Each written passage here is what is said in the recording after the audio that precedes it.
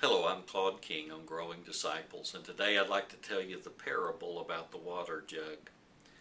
My father grew up on a farm here in Middle Tennessee, and he said one day his dad loaned him to a neighboring farmer to help him plow his ground. My dad said it was a hot, humid day, and he said as he was plowing behind that team of mules, he began to sweat up a storm, and he said, "I got thirsty."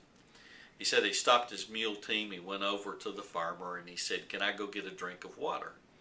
The farmer spit out his tobacco juice, and it began to drool down his chin, and he said, "Yeah, there's a water jug over there under the shade tree. Go get you a drink."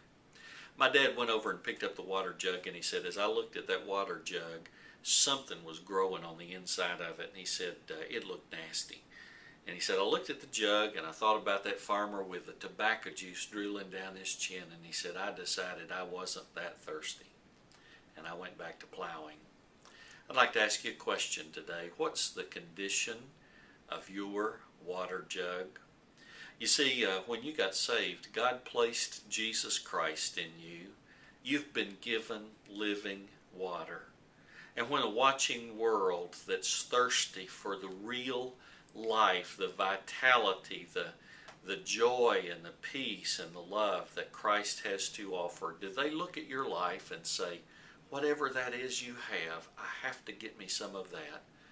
Or do they look at your life and say, I'm not that thirsty?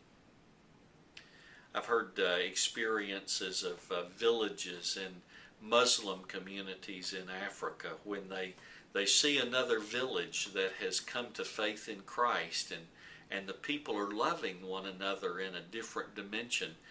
They've come to leaders and said, whatever you did in that village, would you come do that in our village?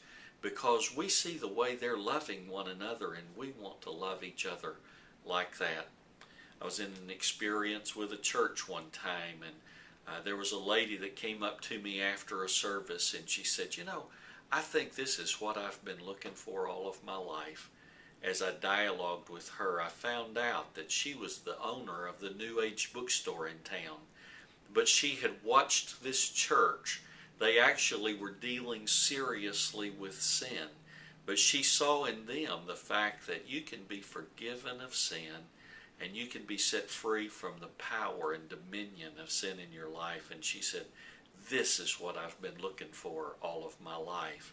It wasn't long after that she came to place her faith and trust in Jesus Christ. So I ask you again, what's the condition of your water jug? If it's not what it needs to be, would you surrender to God's cleansing, purifying work in your life so that when people look at your life, they see the living water of Jesus Christ and they say, I've got to have some of that. Would you let God let your life be such a powerful testimony that God through you can quench the thirst of the thirsty world around you?